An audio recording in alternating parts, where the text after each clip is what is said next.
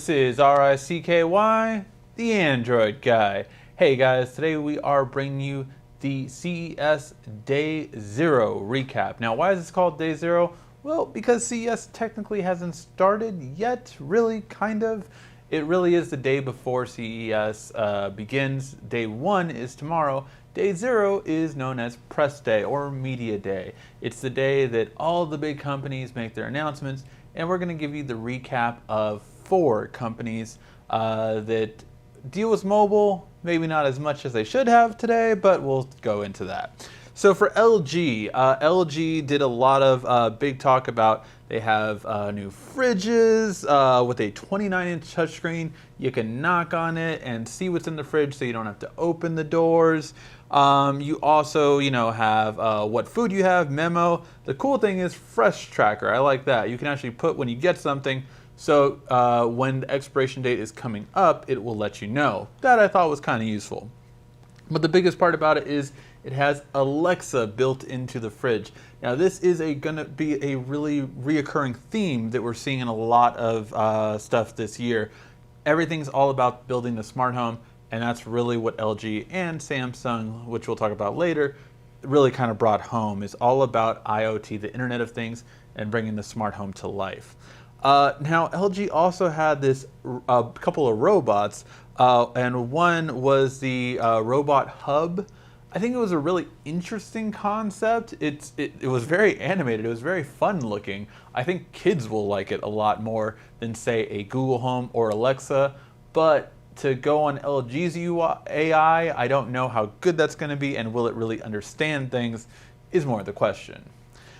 Also, LG does have, of course, their OLED TVs.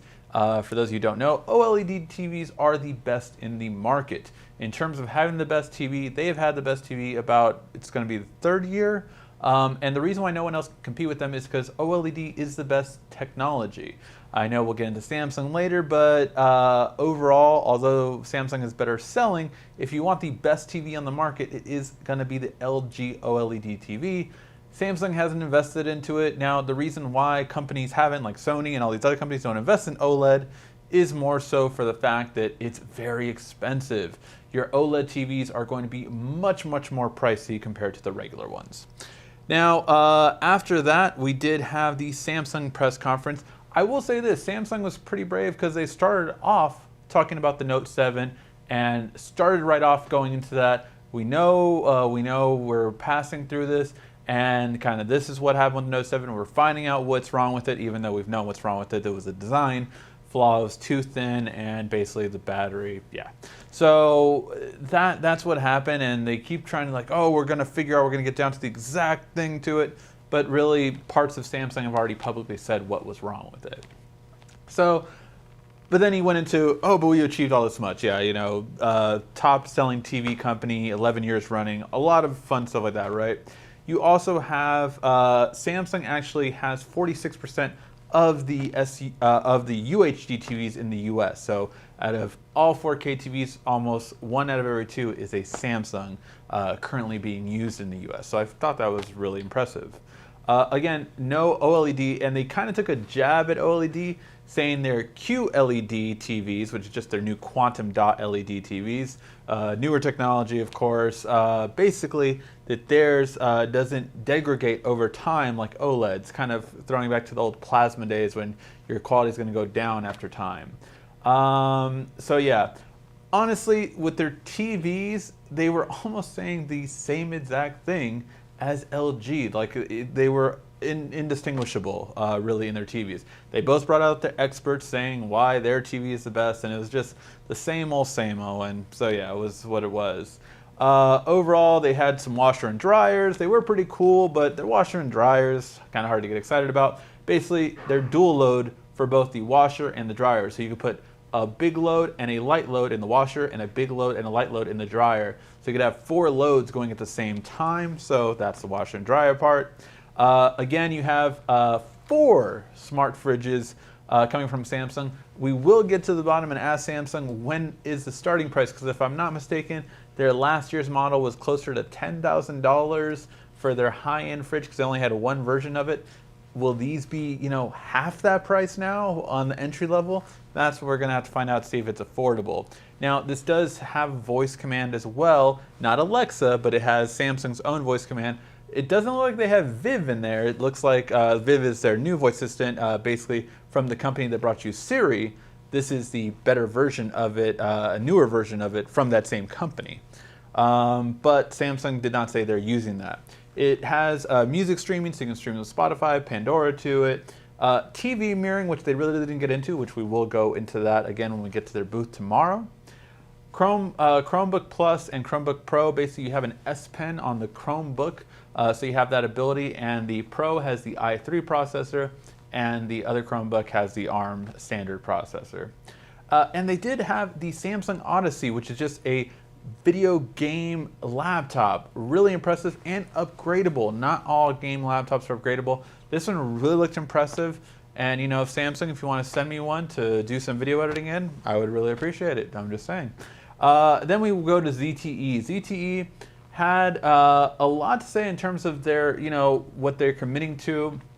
Their Axon 7 was obviously one of the best smartphones of 2016. It made our top 10 list of the year. And really, it was an amazing phone, but there's committing to not only putting Android Nougat on it, but it will be one of the first phones that is Daydream compatible with Google's Daydream. So that's really great to see that their commitment to it. However, they did announce Project Hawkeye. Project Hawkeye is basically going to be a Kickstarter starting at $200. And it's basically, if you want this phone, you can get it. And it was developed by consumers, actually. So they took everything the consumer wanted and kind of kicked out the things that they didn't. The thing is for me, the biggest miss for that was, why don't you have front-firing speakers? If this is what consumers want, I don't see how consumers could not want that, even if it's a bit more. If it was $30 more, $50 more, I would pay for that more to have front-firing speakers. So that was kind of my, well, why is this that? And finally, they did announce their Blade V8 only for $229. This is going to be released January 18th. I'm really excited to see this phone because of the price point with dual cameras, dual 13 megapixel rear cameras. That's pretty exciting to see. And I'm definitely curious to see how good the quality is on a day-to-day basis. I love their skin because it's more neutral. So I really like that ZTE style. And finally, Huawei. Huawei had a nightclub event, which we did upload. So if you want to see mostly the full announcement, go ahead and check out that video. But the main thing is they announced the Huawei Mate 9 finally coming to the US officially on January 6th. The biggest thing and surprise to everyone in the room with the media was the fact that in 2017, they're bringing Alexa. Yes, Alexa, I believe this is going to be the first smartphone with Alexa built into it. So very excited to see how that goes and what the possibilities are from there. Again, when I said earlier that it's all about the Internet of Things in the smart home, this is how much it's getting integrated into it. The fact that it's going to be in our phones. I mean, Samsung has a new TV app that's controlling everything on their Samsung TVs for any Android device or any iPhone. So it's really being all about how you can connect everything in the home, whether it be a built-in Alexa app apparently towards the end of the year, or just everything that we're getting from this. It's all about the smart home.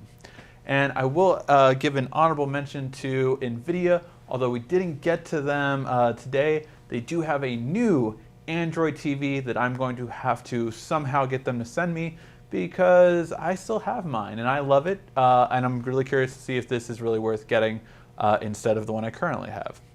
Alright guys, thank you as always for watching. Again, ask your questions so we can answer them in the next video. I didn't really see too many questions on yesterday's recap, so if you have questions you want me to answer tomorrow, ask them in the comment section down below right now, and we will get to those questions on tomorrow's recap. Thank you as always for watching. This has been RICKY, the Android Guy.